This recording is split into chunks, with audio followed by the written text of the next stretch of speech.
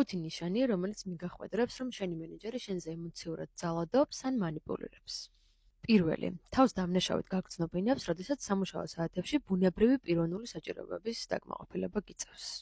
მეორე, ხშირად გხდის იზოლირებულ სამსახურში მიმდინარე მნიშვნელოვანი შეხვედრებისა თუ განხილვებისგან, რაც ბუნებრივია შენს პიროვნულ და კარიერულ ზრდას უშლის ხელს. მესამე, მენეჯერს ყავს რჩეული თანამშრომლები და მათგან განსხვავებით ნაკლები უპირატესობა გენიჭება შენ. მეოთხე, მენეჯერი სათანადოდ არ აღიარებს ან აკნინებს შენს თითოეულ წარმატებას კომპანიაში. და ბოლოს, ხშირად გემუქრება სამსახურის დაკარგვით, რაც მუდმივ შიში გამყოფებს. ბევრი ადამიანი გაუცნობიერებლად შეიძლება იყოს მსგავსი შემთხვევების მსხვერპლი, ან პირიქით თავად ყავდეს სამსახურში მსხვერპლი, ამიტომ ცნობიერების ამაღლებისთვის საჭირო არის, რომ ამ ყველაფერზე ხმამაღლა ვისაუბროთ.